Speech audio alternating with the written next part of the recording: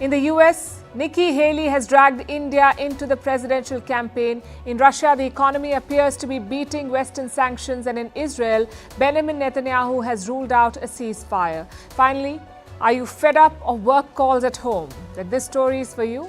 All this and more lined up on this show. First, the headlines. Russia bars Boris Nadezhdin from the presidential election. The anti-Putin campaigner has been critical of the war in Ukraine. The elections will be held from 15 to 17 March. President Putin is almost certain to win re-election. He has been in power in Russia either as Prime Minister or President for more than 2 decades. New Delhi scraps the India-Myanmar free movement regime. It allowed citizens from either nation to cross the border and travel up to 16 kilometers without a passport or visa. Home Minister Amit Shah cites security concerns for the move. India has also decided to fence the entire border with Myanmar. And staying with India, farmer protest in Noida in Uttar Pradesh. Massive traffic jams on the Delhi-Noida border. Police stopped the farmers from marching to Parliament. They're demanding better compensation for the land they've sold. Zimbabwe abolishes the death penalty. Its last execution was almost 2 decades ago. The death penalty was introduced in the country by its British colonizers. The president himself is a former death row inmate. He was imprisoned during the struggle for independence.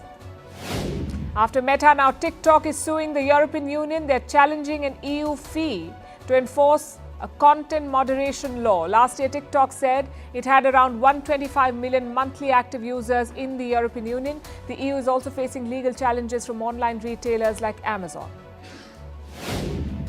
And amid the flight tracking drama, pop star Taylor Swift sells one of her 2 private jets. Just days ago, she had sent a legal notice to a college student for tracking her planes. In 2022, Swift topped the list of celebrities with the highest carbon emissions.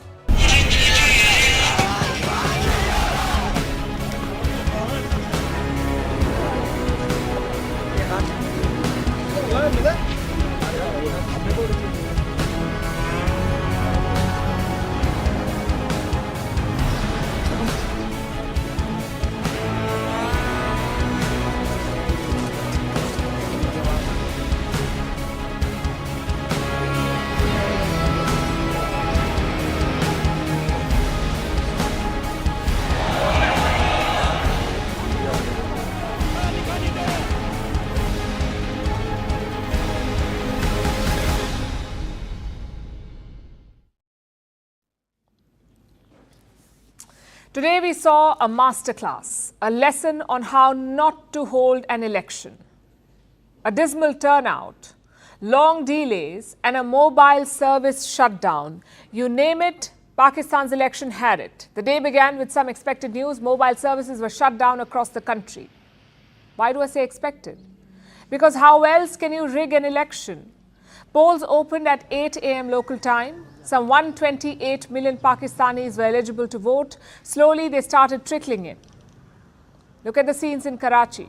It's the biggest city in Pakistan, also the country's commercial capital. Turnout was slow to pick up there. In these pictures, you can see more soldiers than voters. And the scenes were similar in other cities as well, like Islamabad and Quetta. Many voters also complained of difficulties like never-ending delays and inefficient poll officers. The processes are very slow, and I think this is the untrained, unprofessional people are just sitting there. We are facing internet issues. It is hard to call our voters. A few people are coming to vote. We did not expect a suspension of mobile and internet services. We have been standing in this line for almost 2 hours now. There are no lists like previous elections. They are sending voters here and there, sometimes to number 8, sometimes to number 3. It is a total chaos. The biggest worry was security. We saw multiple attacks on election offices yesterday. 2 of them were quite serious. This happened in Balochistan. Both explosions targeted candidate offices. They killed around 28 people.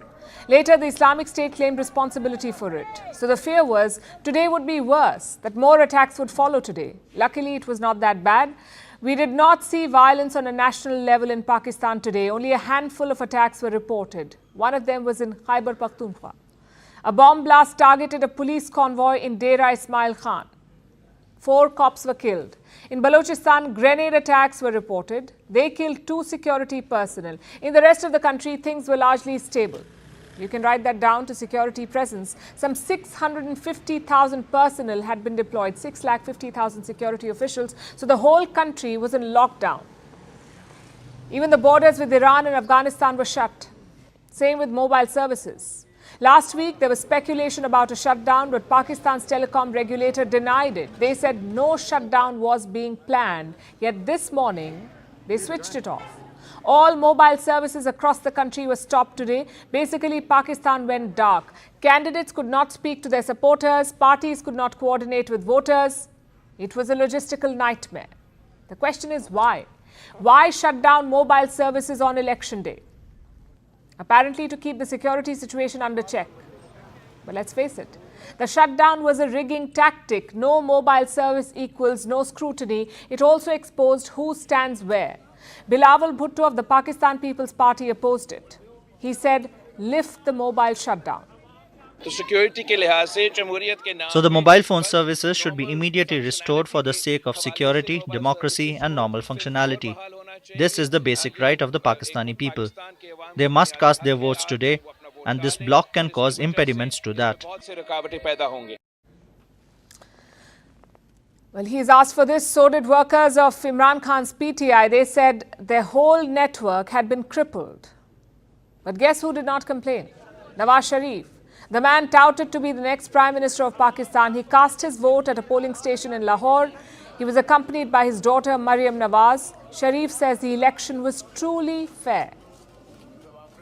Now, today, I think it's absolutely fair.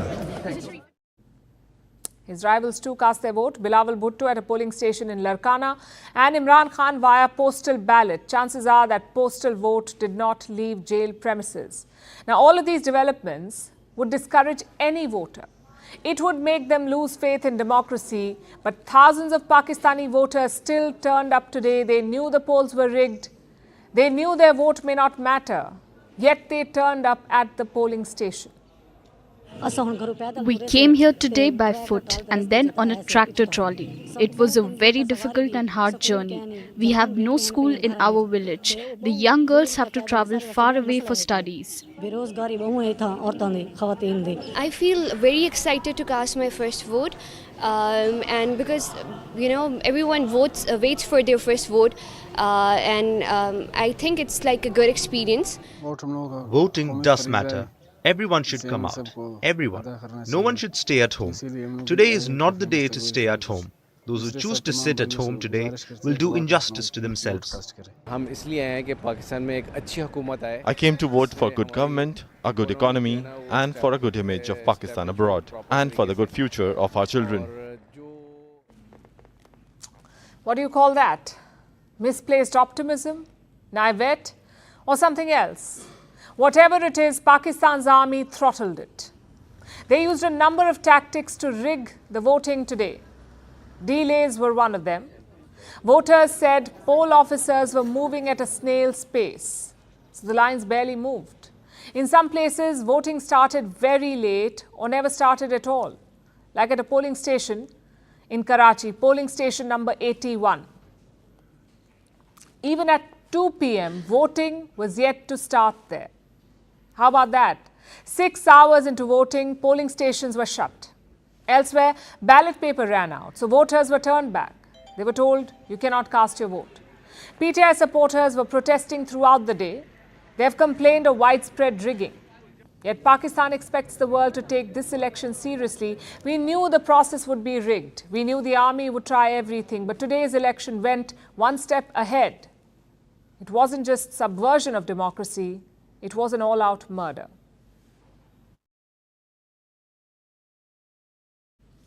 And all of this was in unexpected lines. Candidates have held rallies. Voters have cast their ballots.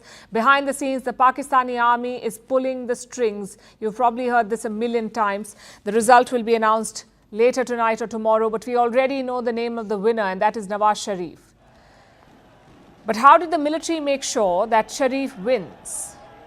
How did they rig the vote? A few days ago, a letter began doing the rounds in Pakistan. It was written by a local election officer. This was a letter of complaint. And who was it addressed to? Pakistan's Election Commission.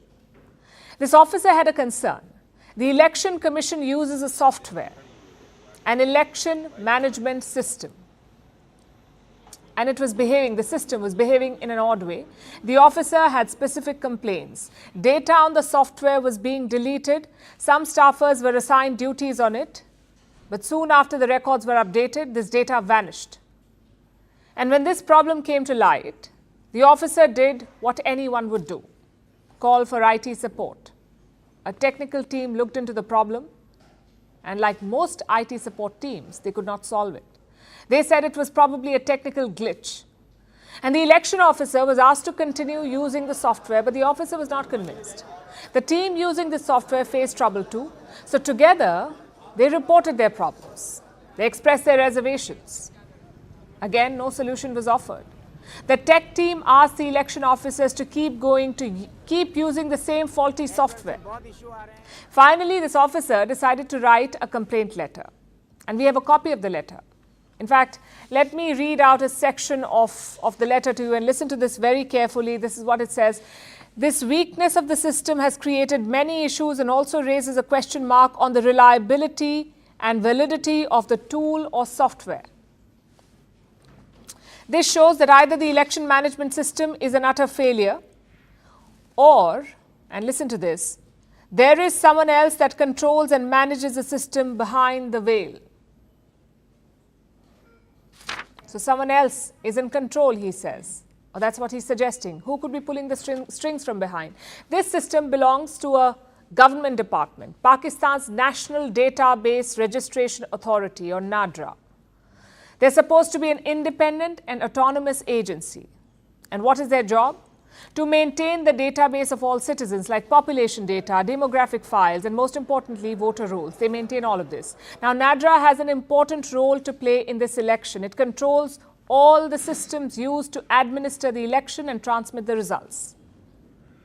This agency is like a referee in a football match. Their task is to call out who has hit the goal in the election match. Now, usually this referee is a civilian. But last year, there was a sudden change in their leadership.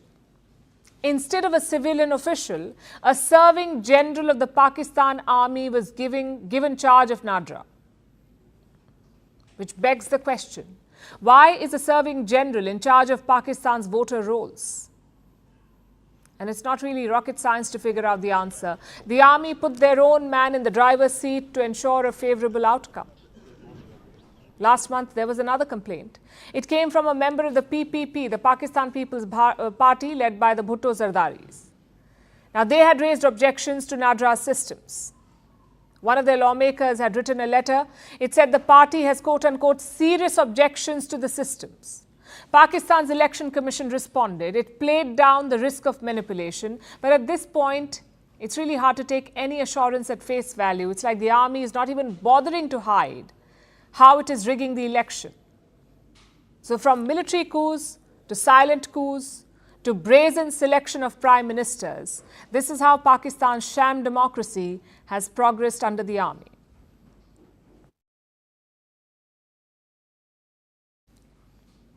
There's trouble for the Maldives. The International Monetary Fund has warned its government. And what is the warning? Be careful of your debt. It's a timely warning for President Mohamed Muizzu. He's been revamping Maldivian foreign policy. India out, China in. That is his mantra. That's Muizzu's new policy. India out, China in. And China, as we know, is the biggest loan shark in town. So how will this equation work out? We'll get to that in a bit. But first, let's look at the IMF warning. Here's what the International Monetary Fund has said, and I'm quoting. Without significant policy changes, the overall fiscal deficits and public debt are projected to stay elevated, and the Maldives remains at high risk of external and overall debt distress. Let me underline those words. High risk of debt distress. You know what that means? It means your loans and liabilities are way too much. You could soon be unable to make payments. In other words, a default is a possibility. The Maldives is at high risk of that situation. And how much debt are we talking about? In 2021, their external debt was around $3 billion. The Maldivian GDP is all of $5.4 billion. External debt is $3 billion. So the foreign debt is 55% of the national GDP. Total debt is even higher, almost 110% of the GDP. And where does China figure in this? Beijing is the biggest lender to the Maldives. They owe 42% of their foreign debt to China, which is around $1.2 billion. And that's a lot of money for the Maldives. Higher debt also means higher servicing costs. This year, Mali will have to spend $300 million on debt servicing. Basically, interest and repayment, $300 million. By 2026, that number could reach $1.07 billion. In other words, distress. This data raises two important questions. Number one, how did Mali rack up this debt? And number two, what is Muizu's plan to pay it back? To be fair, these loans predate him. The Chinese debt was mostly taken during Abdullah Yamin's presidency. He was in power from 2013 to 2018. Yamin too was pro-China. So he took a lot of loans from Beijing. Then came the Wuhan virus pandemic. Mali's top source of income was shut down. That's tourism. It makes up 25% of their national GDP, also 32% of all jobs in the Maldives. But there was no tourism during the lockdown. So when tourism disappeared, so did income. At the same time, expenses kept increasing, more medical spending, more vaccine purchases, more money for doctors and nurses. All of this required additional loans, which is why Maldivian debt is so high today. Now we come to the second question. What is Muizu's repayment plan? To cozy up to China, believe it or not. Last month, he traveled to Beijing. He held talks with President Xi Jinping. Some 20 deals were signed by the two leaders. They cover a lot of different sectors like infrastructure, tourism, climate resilience, and a whole lot of others. But that's all we know. We don't know how much money is coming in, when it's coming in, or whether it's loans or grants. In what form is this money coming? The deals are shrouded in secrecy. But after the trip to Beijing, Muizu did make an announcement. He said a Chinese technical team would visit the Maldives. What for? To consider restructuring loans. We haven't heard any update on that. But we've seen how the Chinese negotiate. They play hardball. In Sri Lanka, people did not have fuel to run ambulances. The country had virtually collapsed. But even then, China played hardball. President Muizu should be mindful of all of that. China's debt and help always comes with strings attached. We're already seeing evidence of that. A Chinese spy ship reached the Maldives today. Mali says it's a routine voyage. No research or studying, just replenishments. But China hinted it could be more. Over the years, China and Maldives have maintained close cooperation in the field of marine scientific research. China appreciates Maldives' decision, according to relevant regulations in international law and based on sovereignty and China-Maldives friendship, to provide convenience and assistance for Chinese research vessels to enter its port. So the ball is now in Muizu's court. He knows the numbers. I'm sure he's heard the IMF warning. Does he still want to get closer to China, or does he want to keep his options open? At the end of the day, it is his call. He is the president. But at stake is the livelihood of 500,000 Maldivians.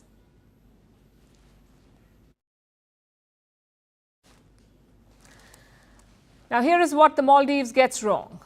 You cannot grow your economy by betting on a few big players. Growth requires opening up.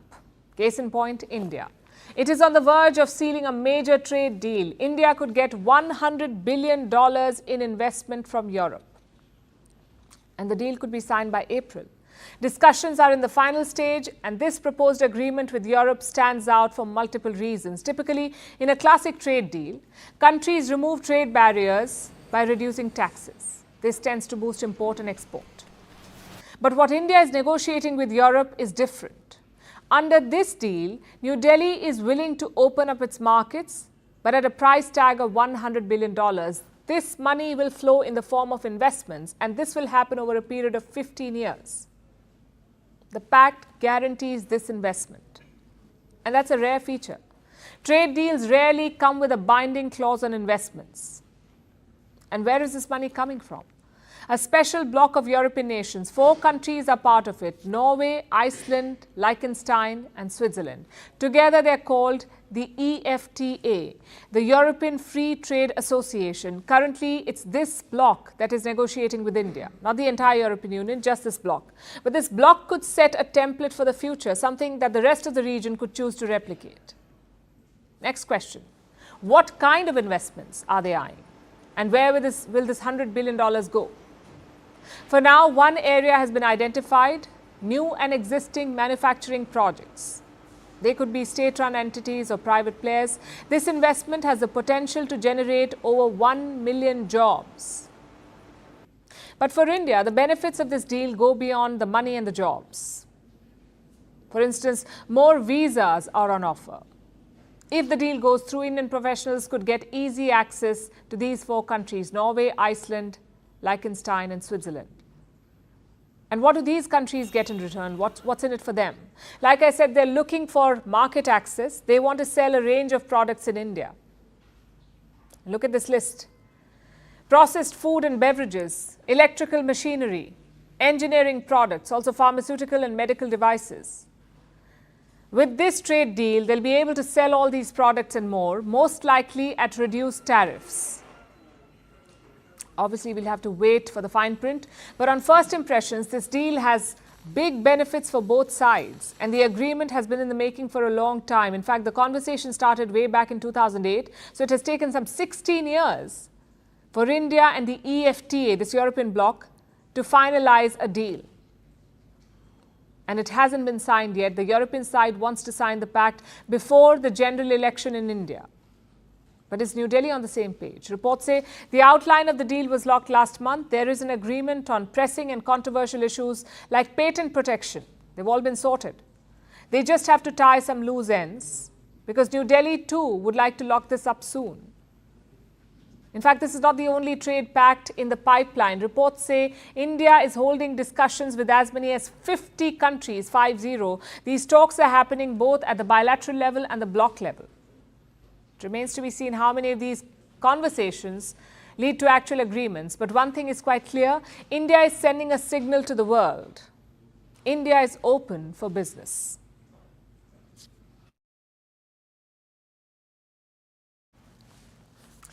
Nvidia versus Amazon. It's a race that makes little sense on paper, because these two companies are not rivals. They do not even sell the same things, nor are they in the same industry. But market experts are making this comparison. Do you know why? Because it's a sign of our times. Nvidia is a semiconductor maker based in the United States. Amazon is an e-commerce giant. Both companies were founded in the 1990s, but in the last 2 decades, one was a clear leader, and that's Amazon. Maybe not for long though. Nvidia is on the brink of overtaking it. Amazon has a market valuation of $1.77 trillion. Nvidia is at $1.73 trillion. Its shares are up 40% this year, 40%, imagine that, 40% up in just under 40 days. At this rate, it will overtake Amazon, one of the biggest companies of our times. What does this signify? What many experts have been saying for a while: chips are the new oil, especially artificial intelligence chips. Every major tech company is on the AI train, and AI needs very advanced chips. And who's making those chips? Mostly Nvidia. The company is set to make up 85% of this market. Just look at their list of customers: Microsoft, Meta, Google, Amazon, Oracle, Tencent, Baidu, Alibaba, Tesla, ByteDance. Most big tech firms buy chips from Nvidia. So sales are through the roof. I have numbers from the last quarter. Nvidia's revenue was $18 billion. It tripled from the year before. And profits? Around $9.2 billion. That's 14 times higher than the year before. So Nvidia is on a roll, which is why we are taking a closer look at this company tonight. It was founded by 3 American computer scientists in 1993. All 3 came from chip companies. One from AMD, one from Sun Microsystems, and one from IBM. Jensen Huang was one of the co-founders. Today he serves as Nvidia CEO. The company first focused on computer video games. These games needed 3D graphics. So Nvidia made cutting-edge chips. It became their USP. Other chip firms were selling computing chips. Nvidia was selling graphic cards. That set them apart. That was their USP, like I said. In 1999, the company went public. The same year, they launched a new product, the GE Force 256. It was a major leap in 3D gaming. All these milestones caught the attention of Microsoft. They asked Nvidia to develop the hardware for Xbox. That's Microsoft's gaming console. It was a big deal for Nvidia. The company was paid $200 million upfront. Then came the 2000s. Nvidia started to diversify. In 2003, they collaborated with NASA. They began making chips for Audi cars. In 2007, Forbes declared it Company of the Year. So Nvidia had truly arrived. And around this time, they started focusing on AI. It was a bit accidental. Nvidia had put a lot of focus on parallel computing technology. Think of it as a multitasking feature for chips. The same technology is key in artificial intelligence. So Nvidia had a head start. Now we don't know why the company focused on this technology. Maybe it was foresight, maybe it was a business strategy, but whatever it was, it worked. Today, Nvidia is in pole position. They have a partnership with car maker Toyota. The plan is to use Nvidia chips in self-driving vehicles. But the crowning moment was in late 2022. That's when ChatGPT hit the market. Everyone wanted to know how it was built. Turns out, ChatGPT was built on 10,000 Nvidia chips. Soon, every tech firm rushed for it. They did not want to be left behind in the AI race, and that meant buying Nvidia chips. Of course, some of this attention has backfired too, because last year, the US government asked Nvidia to stop selling high-end chips to China. Washington said it was a national security concern. But for Nvidia, it was a blow because they had orders worth $5 billion from China, orders that they could not fulfill now. But looking at these numbers, their revenue and their profits, Nvidia is doing just fine. They have a borderline monopoly on these AI chips, and that is hard to beat. You see, chips keep evolving. They keep getting better with time. So by the time rivals match Nvidia, Nvidia will be 2 steps ahead. Hopefully. It's all about who has the head start. Also, who doesn't become complacent. So remember this company's name. It's not just a graphics maker anymore. It could be the foundation of the AI age. Vantage continues after a short break.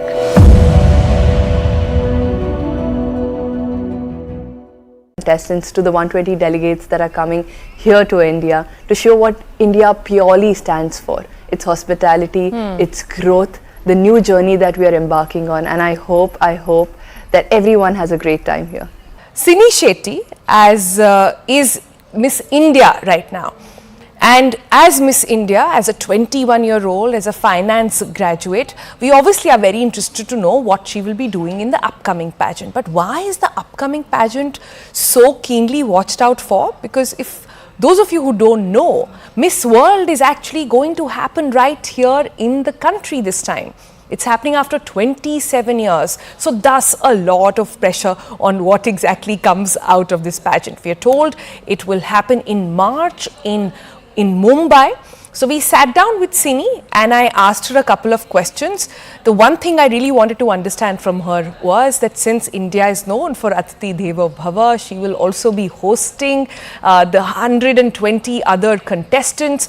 How would she describe India in one word? That and much more in this conversation. All right, it's time to amp up the glam quotient on the Breakfast Club, and our next guest will truly give you an insight of that, will be that person to take you through all things beauty, all things brains and all things the pride of India. Who am I talking about? Well, I'm talking about the Miss World pageant, which India is now going to be hosting in March of this year after a 27-year hiatus. That means the last time India actually hosted this pageant was 27 years ago, and now finally is the time. And of course, all eyes are on our India representative. On that note, let me welcome on TBC Sinisha.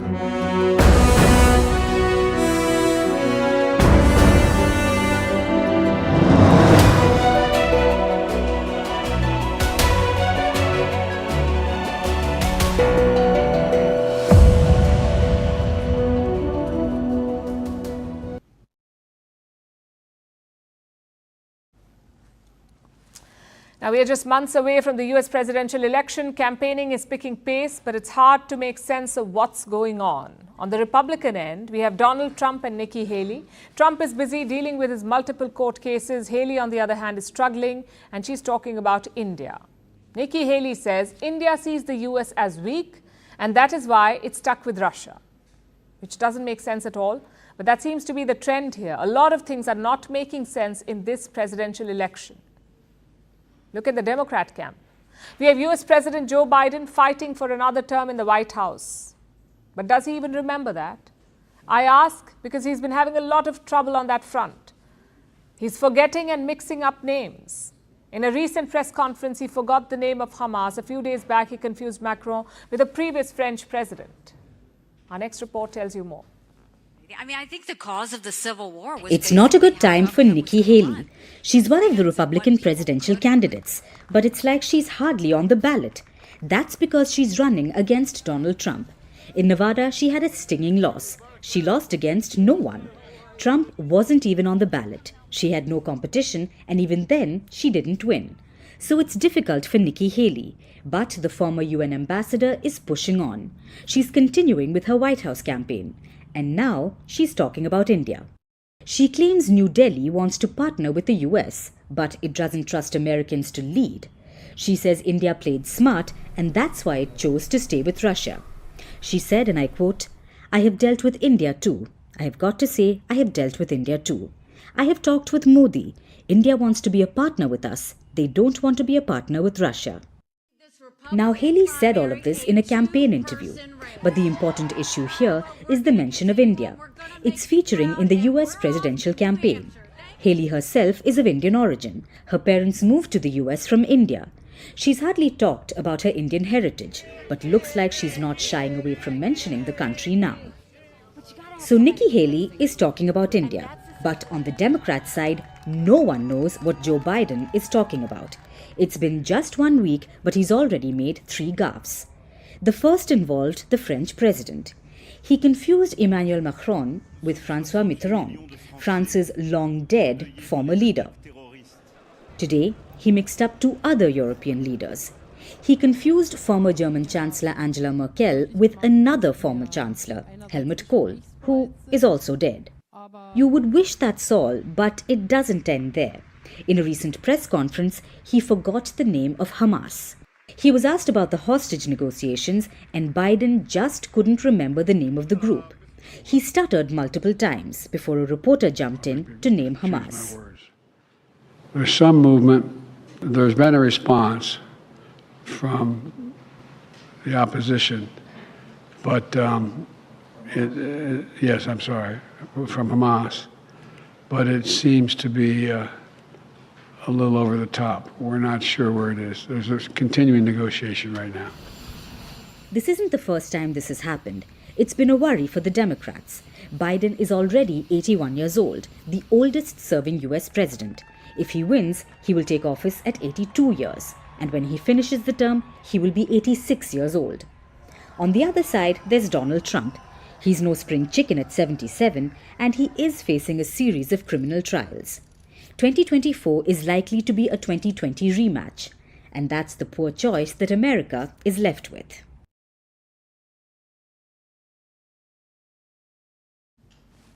And if one issue will dominate the discourse in this American election, it's going to be Russia. Biden will campaign on his response to the war in Ukraine and his efforts to isolate Russia on the world stage. But the numbers tell a different story. Despite the war and sanctions, the Russian economy is still growing. In fact, Russia's economy has performed better than some of its Western rivals, especially the major players like the United Kingdom and Germany. Russia is doing better than them.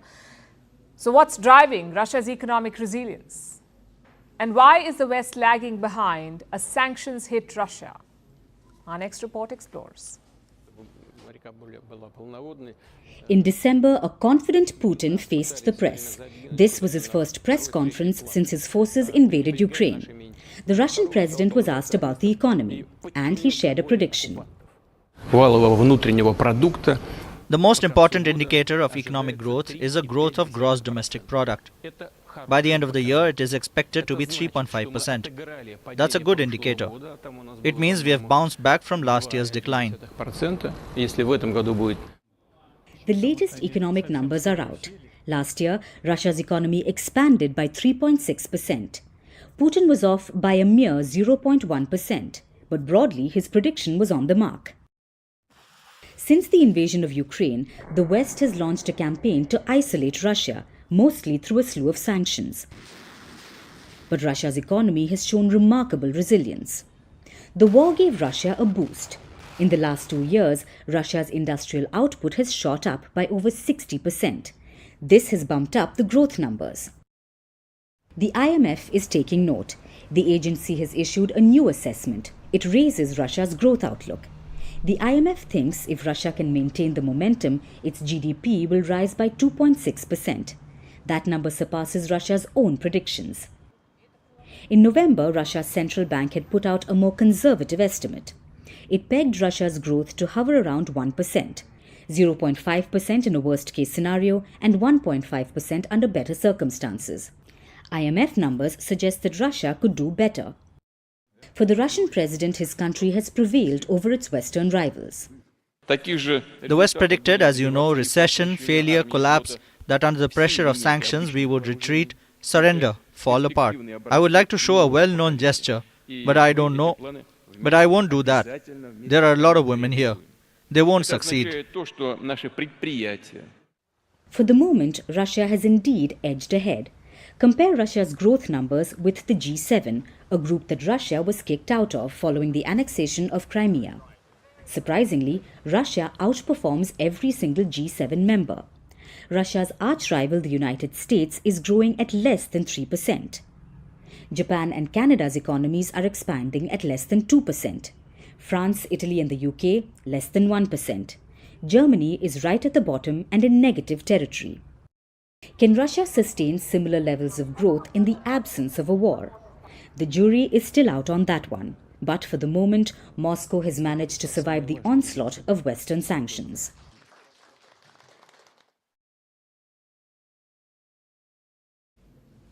It's day 125 of the Israel-Hamas war. 27,000 people killed, over 65,000 injured. Half of Gaza is a mound of rubble, but Israeli Prime Minister Benjamin Netanyahu is not done yet. He was offered a ceasefire deal. Hamas proposed a pause in fighting along with exchange of hostages. Israel was expected to come up with its own counteroffer, but Prime Minister Netanyahu has rejected the deal. He described the terms as quote-unquote bizarre, and he has vowed to fight until complete victory. But what is complete victory? And what will it cost the region and the world? Also, will Netanyahu's allies support this dismissal? Here's a report.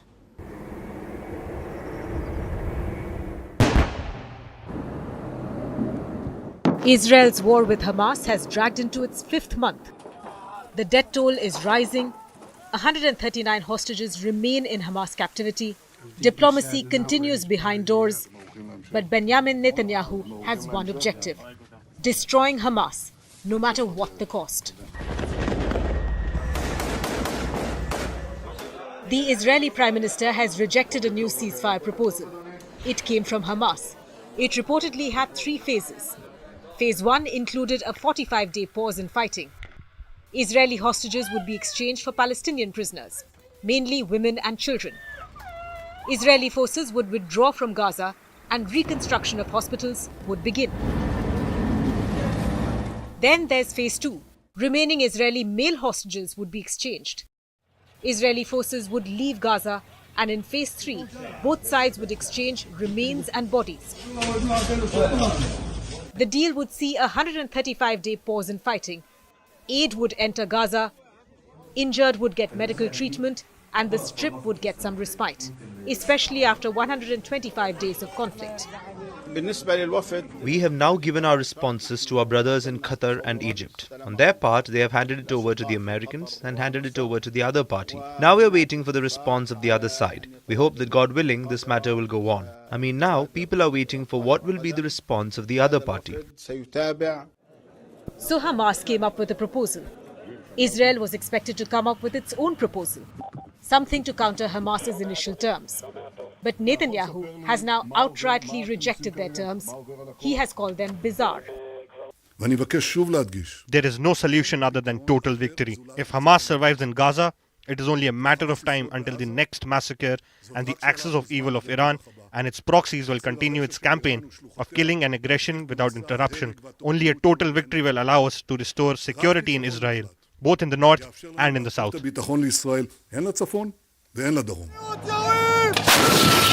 So Netanyahu says victory will come, but the question is at what cost? Meanwhile, the Israeli Prime Minister ordered troops to move into Rafah. It is the biggest city in Gaza's far south. 1 million Palestinians are seeking refuge there. A military operation could spell disaster, but Netanyahu is pressing on. But his actions aren't going down too well, both with his allies and with the people of Israel. Let's look at the allies first. Support for Israel's war is waning. Ceasefire is the need of the hour. US Secretary of State is already in West Asia. He even met the Israeli Prime Minister. Discussions are underway. They are being mediated by Egypt and Qatar. Blinken hoped for a breakthrough here, but all he got was Netanyahu's rejection. And it could be seen as a snub. But the US Secretary of State says there is still hope. What I can tell you about these discussions is that while there are some clear non-starters in Hamas's response, we do think it creates space for agreement to be reached. And we will work at that relentlessly until we get there. As for the people of Israel, they want the hostages back home. Netanyahu says ending Hamas is the best way to get them back. But the citizens don't agree, which explains why the Israeli Prime Minister is losing popularity. When the war started, Israelis backed the military action. But 5 months in, all they care about is the fate of the hostages. They believe the only feasible option to free the hostages is to strike another deal with Hamas, something Netanyahu refuses to do right now. So what happens next? Hamas has proposed a ceasefire. Netanyahu says no. He believes a win will come, even if it takes months. But what does a complete victory even mean? Does it mean saving the hostages or just ending Hamas? Netanyahu may have rejected it now, but as calls for a ceasefire grow louder, how long can the Israeli Prime Minister ignore it?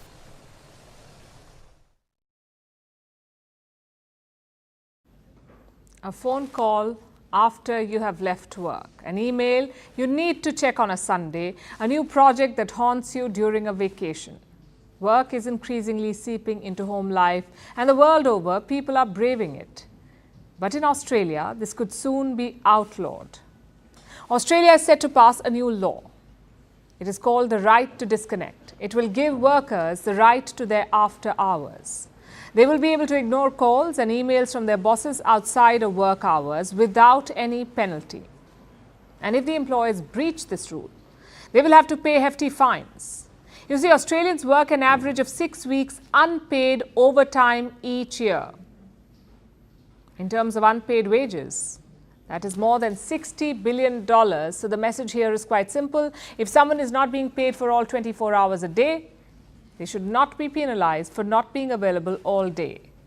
Most Australians are happy to hear this. Oh, I think it's a wonderful idea. I think we need to have our switch-off time. We all need to relax. We all need to be able to switch off and not be disturbed by emails and phone calls in the middle of the night. And but both my kids are lawyers as well, so they sort of work horrendous hours as it is, and if you get things coming in at night time, we all need to be able to switch off and relax.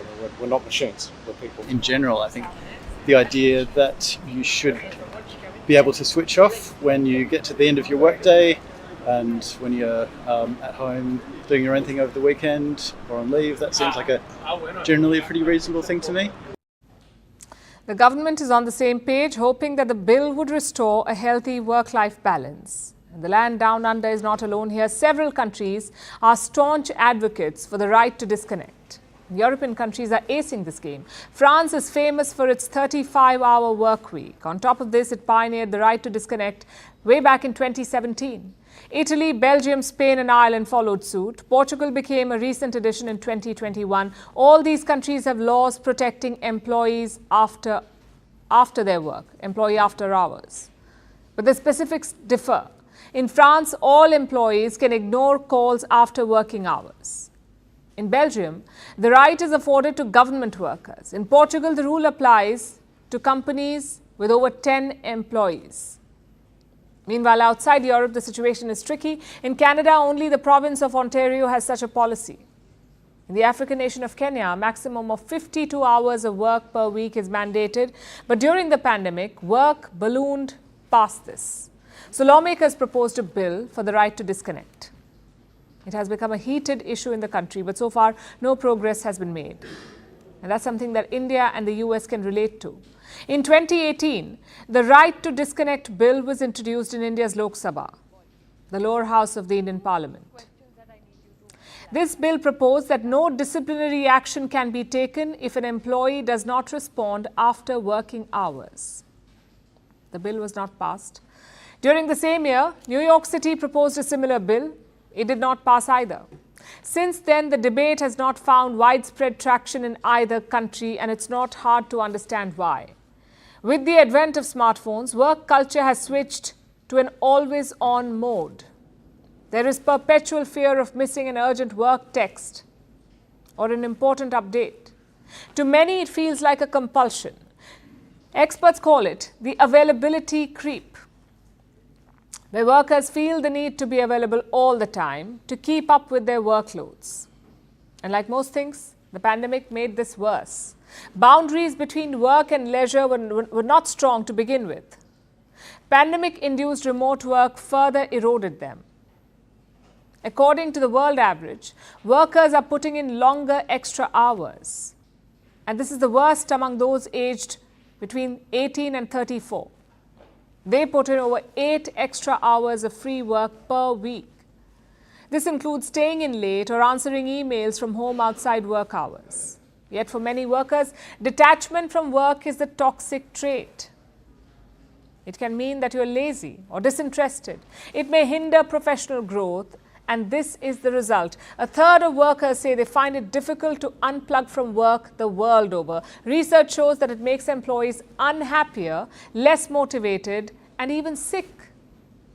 According to the World Health Organization, working more than 55 hours a week even raises the risk of death, which is alarming.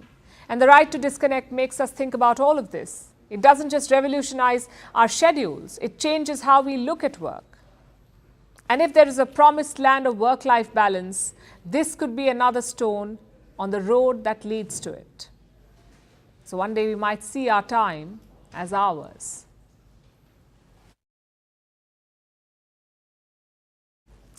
And now let's turn our attention to Italy. It is wrestling with a bear problem. This week, a forest bear was killed in northern Italy by members of the Forestry Corps. He was deemed dangerous to humans and showed apparently excessive confidence. That's the term they used. The bear showed excessive confidence, so authorities killed him. Now, many Italians are not taking this well. Animal rights activists are protesting. The environment minister has questioned the culling. But Italy is hardly the only one with this problem. Romania cannot bear its rising bear attacks either. In Japan, bear attacks are at a record high. Research says attacks have increased significantly over the past 2 decades the world over. But the reasons differ from country to country. Our next report brings you more. Bears are crucial for the environment. They are ecosystem engineers. They help spread seeds, strip bark from trees, clean up carcasses. They also control populations of prey species like deer. This allows more plants to thrive. Thanks to bears, species across the food chain benefit. So when bear populations decline, it makes sense that people would panic. This happened in the Alps around the mid-1990s, when brown bears became functionally extinct. Only a handful were remaining, all of them in Trentino, a mountainous city in northern Italy. So the European Union stepped in. Between 1996 and 2004, it funded 2 projects. The aim was to reverse this decline and to save the species. So 10 bears were brought in from Slovenia. Their population was monitored. And now there are over 100 bears in the region, twice the number the scientists had hoped for. So the plan was successful and hugely popular. When it started, 75% of Italians showed support. But now, sentiments have changed. This is a classic case of too much of a good thing. Bears have become a problem for Italy. In 2005, a bear wandered into Germany. In 2008, another entered Switzerland. Both were killed. Last year, 2 bears were found dead in Italy. In the same year, another bear mauled a 26-year-old to death. The same bear attacked 2 hikers in 2020 as well. The matter has now reached the courts. Authorities want it killed. Activists want it transferred to Romania. Among many such legal battles, this week, authorities killed a bear in northern Italy. They claim it was becoming dangerous to humans. It allegedly followed people on 3 occasions and exhibited quote-unquote excessive confidence. But its culling has sparked outrage among protesters who say the action was too swift. Now the Italian Environment Minister has questioned the decision. But Italy is hardly the only one battling the bear problem. Between 2000 and 2015, there were over 600 bear attacks the world over, with the highest numbers in Europe and America. But over time, the attacks have only increased. In fact, bear attacks ranked the highest in a list of attacks on humans by different species, and 9% of bear attacks proved fatal. An experiment may have contributed to this in Italy, but there are 2 big reasons for bear attacks worldwide. One is climate change. With a warming planet, animals are fast losing their natural habitats and encroaching on urban areas. This can be seen in Romania, the bear capital of Europe. It has over 6,000 bears. Between 2016 and 2021, there were 154 bear attacks on humans. The second reason behind attacks is a decrease in the density of humans. We see this in Japan. It has an aging population. Now some prefectures in mountainous regions are sparsely populated. And last year, bear attacks in Japan reached a record high. Numbers exceeded 200 attacks for the first time. But despite the varying reasons, one thing is common across nations. The situation is dramatic and dangerous, and governments need to act fast before the situation becomes too difficult to bear.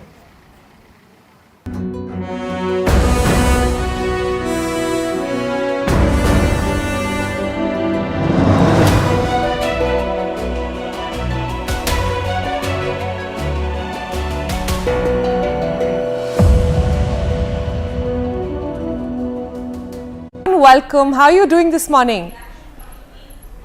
Hi everyone. Hi Sonal. I'm doing great. I'm super excited. Thank you so much for having me here. Let me start by saying this. For our viewers who don't know Sini, let me just introduce you a little bit. She's 21-year-old. She obviously won the Miss World, the Miss India World title, and thus will be representing India in that pageant. She is a finance graduate from what I know, and has temptations to pursue that further. She is also a Bharatnatyam dancer. So she wears lots of hats. So Sini, for those of us watching right now, the first question that really comes to mind and I really want to understand is, what were you thinking when you applied for this pageant? What's gotten you to this stage? What's the inspiration? Well, you know, just looking back at my journey, when I look at my days, I won in Miss India in the year 2022. And this...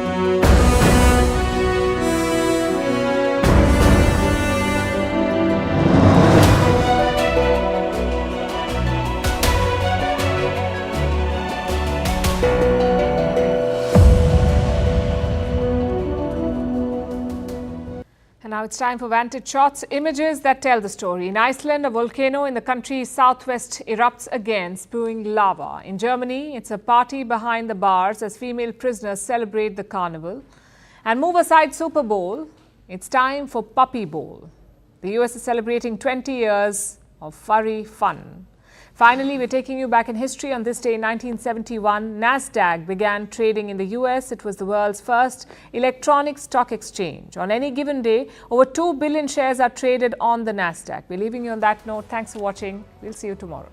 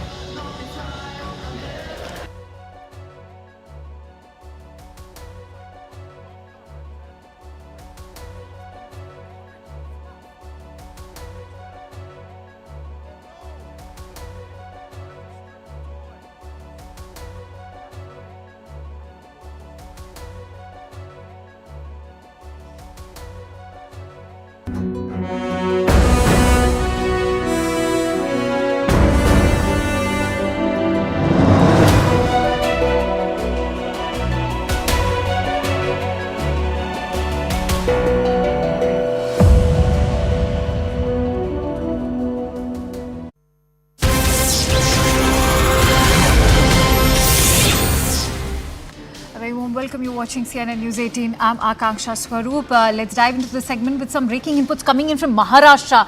In fact, in some very shocking news that's coming in from the state, we are learning that Shiv